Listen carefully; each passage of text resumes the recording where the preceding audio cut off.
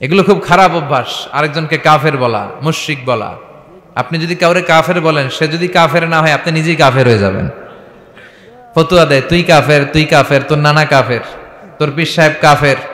তোর এই কাফের পীর সাহেব মারা গেলে যেখানে কবর দিবে, ওই কবরের উপরে যে ঘাস জন্মাবে, ওই ঘাস যে গরু খাবে, ওই গরুর যে দুধ খাবে, ও কাফের। আছে না এরকম ফতুয়া? এই দেশের জাতীয় খেলার নাম কি জানেন? হাডুডু। টাইনে আপনারা নিচে নিয়ে আসবে। এদেশে কেউ আগাইতে চাইলে আরে উঠতে দেওয়া যায় না, কেউ উঠতে চাইলে ওরা টাইনে নামায়। কারণ জাতীয় খেলা হাডুডু। হাডুডুর নিয়ম হচ্ছে একজন সামনে যাবে আর সবাই ওর ঠ্যাং ধরে টানবে। কথা বলেন? এজন্য এগুলো বাদ দেন। ইসলামের মধ্যে, মুসলমানদের ভ্রাতৃত্বের মধ্যে ফাটল তৈরি না করে ঐক্য প্রতিষ্ঠা করেন। আপনি সূর্যরে ভেটকি মারলে আপনি সূর্যের কিছুই করতে পারবেন না।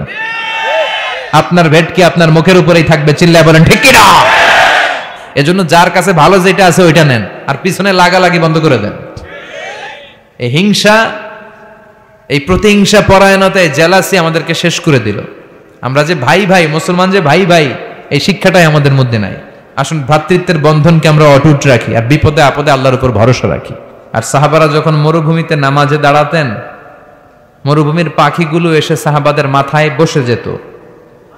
কারণ পাখিগুলো মনে করতো এগুলো মনে হয় খেজুর গাছ। সুবহানাল্লাহ পড়বেন না?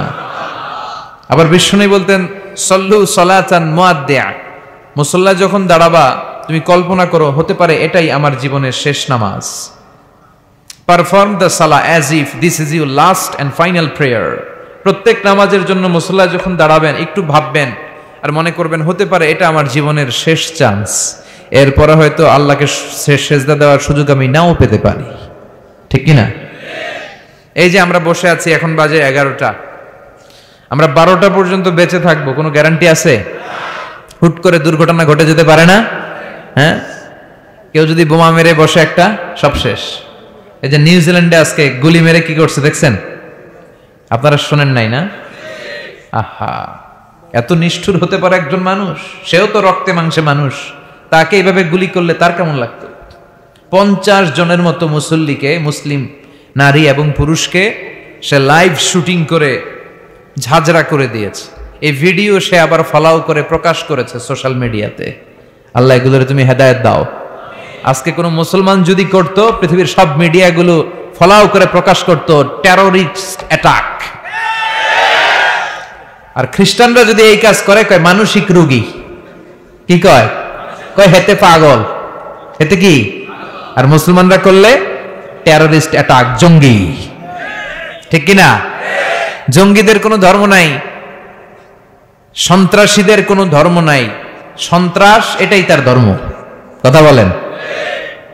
ভিডিও গেমস খেললে যেভাবে মারে, ছোট বাচ্চারা যে ভিডিও গেমস খেলে সে এইভাবে আমাদের ভাই বোনদেরকে মেরেছে। যারা এখানে প্রাণ হারালো, আল্লাহ তুমি তাদেরকে শাহাদাতের সর্বোচ্চ মর্যাদা নসিব করো। দেখেন গোটা বিশ্বব্যাপী এখন কি বলে এই লোকের ব্যাপারে। আজকে মুসলমান করলে গোটা বিশ্ব কেঁপে যেত। মুসলমানদের রক্তের এখন কোনো দাম নাই। একটা কুকুরের দাম আছে কিন্তু মুসলমানের দাম নাই। চিল্লা এখন ঠিক কিনা? আমাদেরকে গোটা বিশ্বব্যাপী মারে, অত্যাচারের স্টিম রোলার, কিন্তু আমাদের পক্ষে কেউ যে একটা ধমকি দিবে এমন কোন নেতা আমাদের নয়। এক রিসেপ তাইয়েব এরদোগান, সে গোটা মুসলিম বিশ্বের জন্য চেষ্টা করে যাচ্ছে, কিন্তু ওর পিছনেও শত্রু আছে না নাই? ওর পিছনেও টিকটিকির অভাব নাই। কথা কন? আমাদের কোনো কম্বাইন্ড মিলিটারি নাই। 50টারও বেশি মুসলিম দেশ, আমাদের একটা যৌথ সেনাবাহিনীর দরকার ছিল কি ছিল না? আমাদের যদি যৌথ একটা মিলিটারি থাকতো, পৃথিবীর কোথাও মুসলমানরা আক্রান্ত হলে, কেউ এসে আক্রমণ করলে আমাদের মিলিটারি সেখানে যে প্রতিরোধ গড়ে তুলতো। চিল্লা এখন ঠিক কিনা? লিডারশিপ নাই, সেন্ট্রাল লিডারশিপ নাই, আমাদের কেন্দ্রীয় কোনো মিলিটারি নাই। গোটা বিশ্বব্যাপী আমরা মার খাই। উই আর ওয়েটিং ফর আল ইমাম আল মাহদি।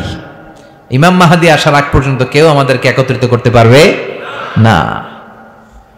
এজন্য যারা আজকে নিহত হলো নিউজিল্যান্ডের এই মসজিদটাতে, আল্লাহ তুমি তাদের জীবনের সবগুলো গুনাহ মাফ করে দাও।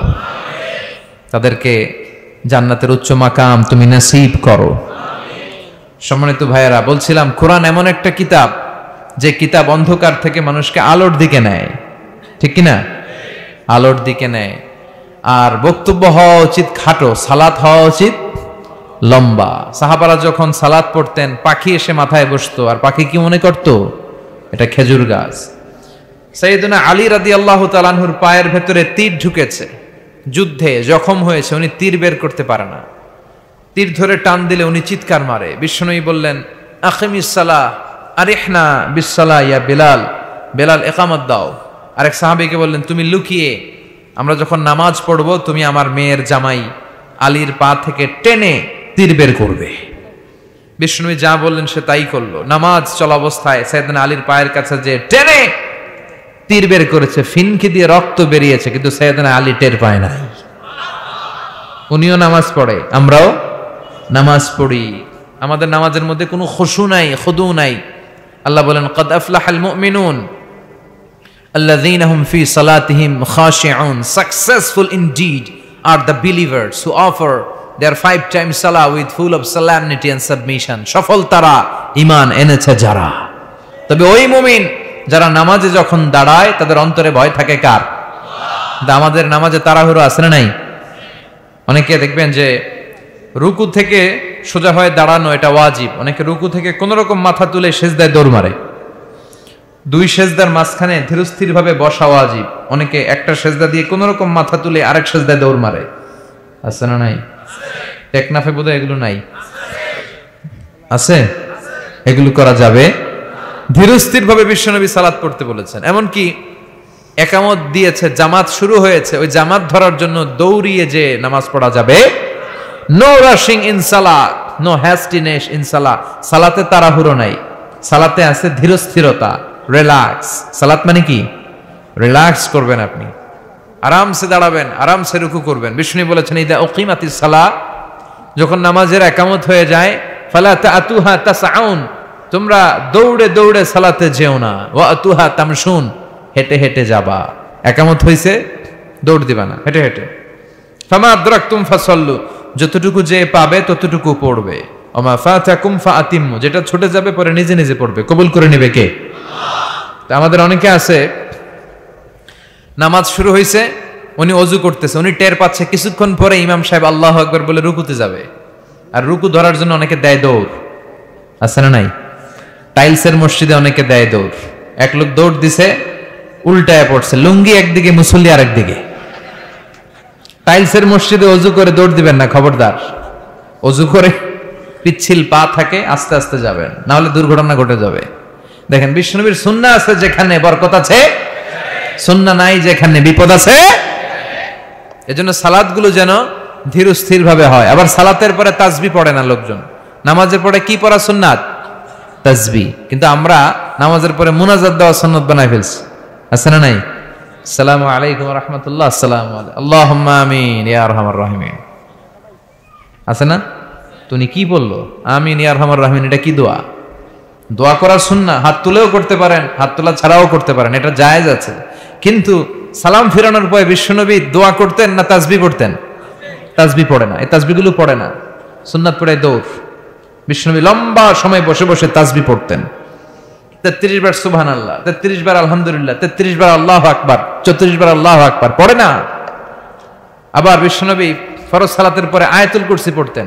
বিশ্বনবী বলতেন মান ক্বারাআ আয়াতুল কুরসি দুবুরা কুল্লি সালাতিন মাকতুবা লাম ইয়ামনাহু মিন দুখুলিল জান্নাতি ইল্লাল মাউত। প্রত্যেক ফরজ সালাতের পরে যে আয়াতুল কুরসি পড়বে তার জান্নাতে যেতে কোনো কিছুই বাধা দিতে পারবে না, একটা জিনিস ছাড়া, সেটা হলো মরণ। লোকটা মরে না তাই জান্নাতে যায় না, মরলেই জান্নাতি।